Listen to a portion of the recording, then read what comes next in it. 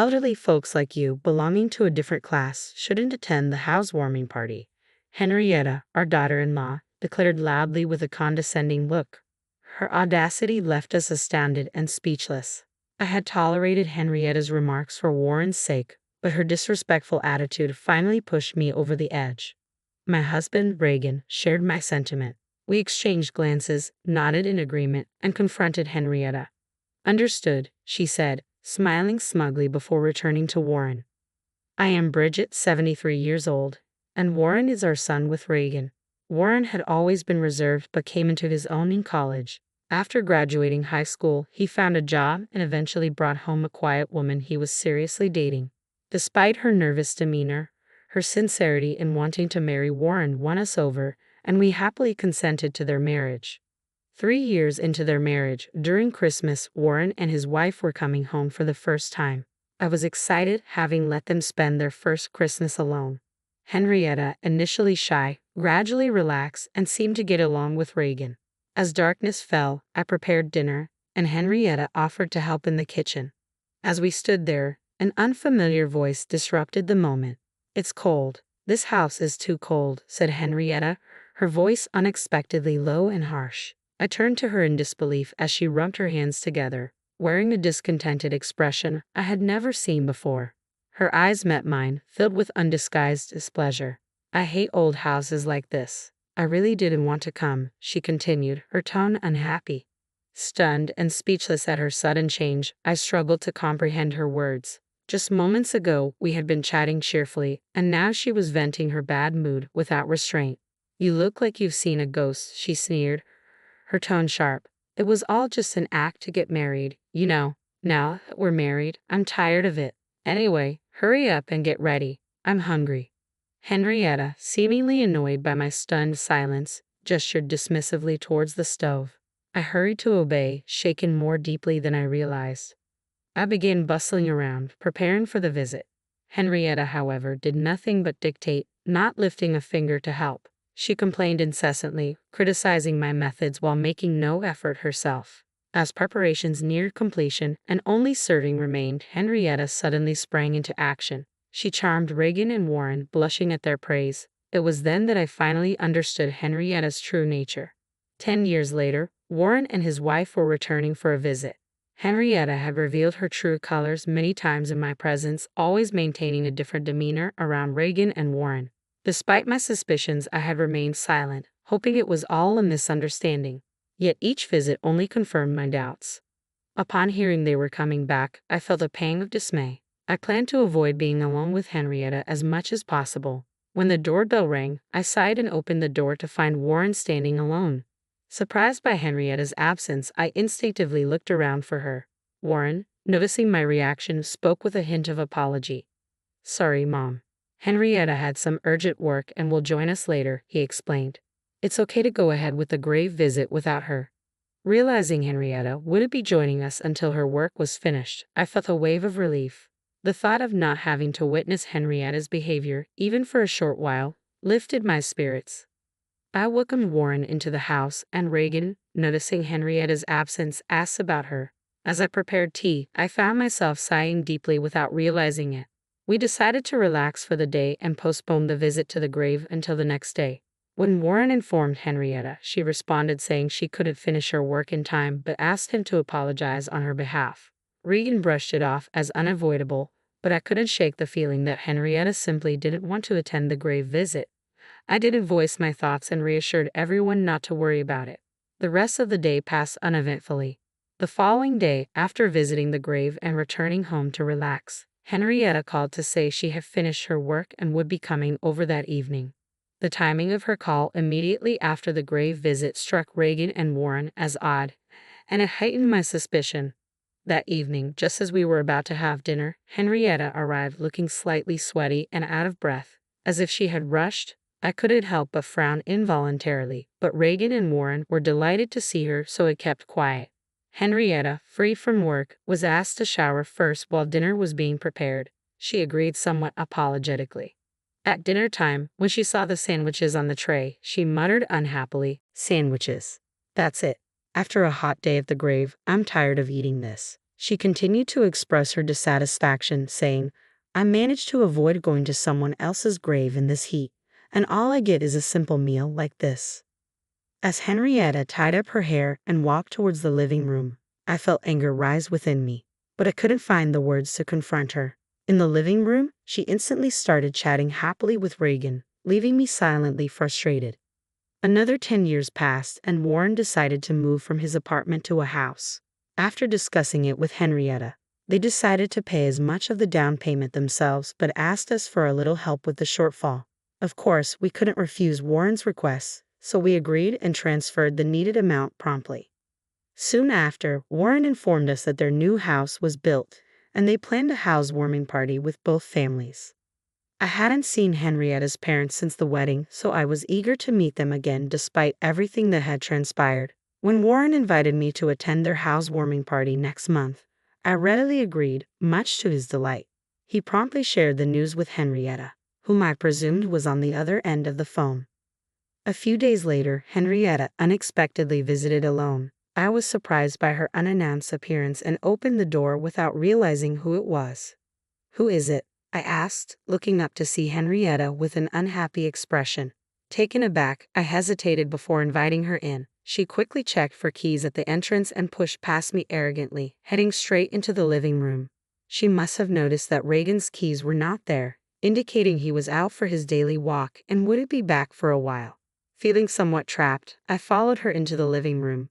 Henrietta stood there, waiting for me without sitting down. Before I could even close the door, she glared at me and spoke sharply. Bridget, about the housewarming party. It's a nuisance, so could you please not come? She demanded abruptly. What are you suddenly talking about? I responded, taken aback by Reagan's absence. Henrietta, crossing her arms, began speaking in a high-handed manner. You're planning to talk to my parents about me, aren't you? She accused, glaring at me with evident disgust. It was clear she didn't want her parents to know about her behavior. She must have deliberately chosen a time when Warren was at work and she had a day off, knowing Reagan's routine of taking walks. Henrietta was indeed cunning. I had no such intention, but now that you mention it, it might not be a bad idea, I replied calmly. Henrietta frowned in annoyance. It's no joke. I married Warren because he's good-looking and earns decently. I don't want to deal with annoying relatives, she explained bluntly, revealing her true reasons for marrying Warren. Her expression froze when she saw my astonished face. As I pondered Henrietta's strange behavior, the living room door opened behind me. I turned around to see Reagan, looking surprised as he observed Henrietta. Realizing her conversation with me had been overheard, Henrietta clicked her tongue but decided to brazen it out. Anyway, elderly folks like you, being of a different class, shouldn't come to the housewarming party, she declared with audacity that left us astounded and at a loss for words. I had finally reached my limit with Henrietta, who dared to say such things even in Warren's absence. I had kept silent for Warren's sake until now, but I could no longer overlook her behavior. My husband Reagan seemed to share my sentiment. We exchanged glances, nodded in agreement, and calmly told Henrietta that we understood. Satisfied, she smiled and went back to Warren. Left behind, we felt suddenly weary and sat down on the sofa. On the day of the housewarming party, we decided not to go to Warren and his wife's home. We hadn't told Warren anything about the incident with Henrietta. Naturally, he must have expected us to arrive. Sipping coffee with Reagan at a cafe, I pondered this situation. Suddenly, Reagan's phone rang. He got up, answered the call, and stepped out of the cafe. I quickly paid the bill and followed him to the car. Reagan switched his phone to speaker mode so I could hear Warren's voice too. Dad, something strange is happening. All my relatives have suddenly made other plans and you and Mom haven't arrived yet. Even Henrietta's relatives are canceling one after another. What's going on? Feeling guilty about Warren's anxious tone but deciding to play dumb, we exchanged glances. Who knows what Henrietta's saying? Reagan asked casually, his acting so natural that it surprised me. Noticing my reaction, Reagan winked and gestured to keep it a secret. Suppressing a laugh, I covered my mouth. Henrietta seems confused too. Oh, another call's coming in. I'll call back later. Be safe coming over, I said, trying to sound casual. Warren still seemed to expect our visit, which made me feel guilty, but I convinced myself it was necessary to make a point to Henrietta. Then my phone rang. It was a relative who was supposed to attend today's party. Feeling apologetic but engaged in conversation, I chatted for a while. Meanwhile, Reagan's phone rang again. This time it was Warren. Reagan switched to speaker mode and answered. Dad, I just spoke to Henrietta's mom. What's going on? If you can still come, please do right away. Warren's voice sounded strained, almost on the verge of tears, which tightened my chest. Reagan glanced at me with concern. After a nod from me, he reassured Warren. We understand. We'll be right there. Calm down, Reagan replied soothingly. Warren sounded relieved and hung up. We were at a cafe near Warren's new home, so we drove there immediately. Upon arriving and ringing the doorbell, Warren rushed out to greet us. Behind him, Henrietta stood glaring at us with furious eyes. Once inside, Warren ushered us to the living room where we settled on the sofa. Eagerly, Warren began to ask, I didn't expect you to arrive so soon. Where were you? What's going on? All our relatives are angry, Henrietta's relatives are apologizing, and I have no idea what's happening. Calm down, Warren. First of all, congratulations on your new home. I began, trying to soothe him. I'll explain everything. Turning to Henrietta, who sat silently, I continued, You know why we're the only ones here, don't you? What do you mean? Henrietta feigned ignorance, prompting a slight sigh from me before I continued. It seems you didn't want us here, but given the current situation, your worries are over. I explained calmly. What does that mean? Warren sounded confused, his brow furrowing. I smiled slightly and continued. Both your relatives and ours know everything now. Unfortunately, your plans have failed. You've already been reprimanded by your relatives, haven't you? A low growl unmistakably from Henrietta interrupted. Reagan and I were astonished to hear her reaction for the first time, but I ignored it, maintaining eye contact with Henrietta. Now that your true nature is exposed, why don't you just accept it? I asked. I didn't invite you. Henrietta's voice was quieter now, making Warren lean in closer to hear her repeat herself. Suddenly, Henrietta raised her head, stood up, and began to yell. I didn't invite you. I told you not to come. Why did you come anyway? And spreading lies among the relatives, framing me, is that fun for you? Taken aback by her intensity, Warren recoiled. I sighed as Henrietta continued to insist she was the victim. Mobile phones are so handy, aren't they, Henrietta? I nodded at Reagan, who took out his phone, operated it, and then looked at Warren. I just wanted to marry Warren because he's good-looking and earns decently. I don't want to deal with troublesome relatives. Anyway, elderly folks like you, being of a different class, shouldn't come to the housewarming party. Henrietta's words from that day played from Reagan's mobile phone. Henrietta turned pale and glanced at Warren. After hearing the playback, Warren slowly turned to Henrietta, his mouth agape. Henrietta tried to deny it, but what excuse could she give after that recording? The weather turned bad, so I cut my walk short and came back only to hear this incredible conversation. I couldn't help but record it, Reagan explained regretfully. Warren looked at me for confirmation, and I nodded firmly. I couldn't believe it at first either, Warren, but the truth is there in the recording. Henrietta's true feelings in her last words were said despite my presence. It's hard to escape now, Reagan said, fixing his gaze on Henrietta. Could anyone stay calm knowing she had been deceiving everyone since her dating days with Warren, let alone after their marriage? Reagan continued. Seeing his stern look, Henrietta dropped her shoulders and ceased her struggle.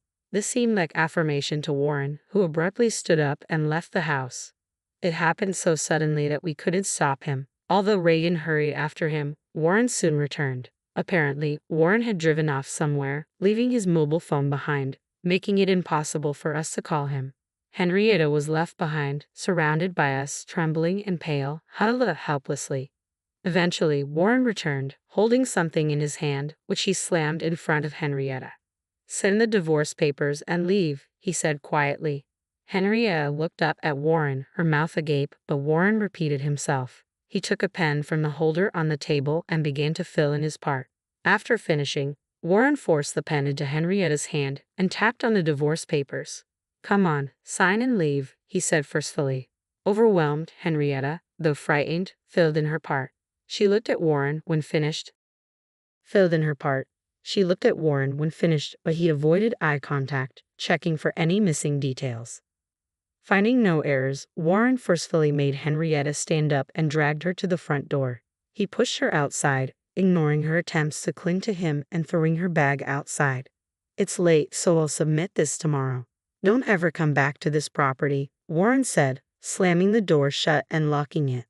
Henrietta's pleading voice could be heard from outside, but Warren ignored it and turned to apologize to us. "I'm sorry for the trouble. I had no idea she was like that." We could say nothing to his deep apology, just embracing him.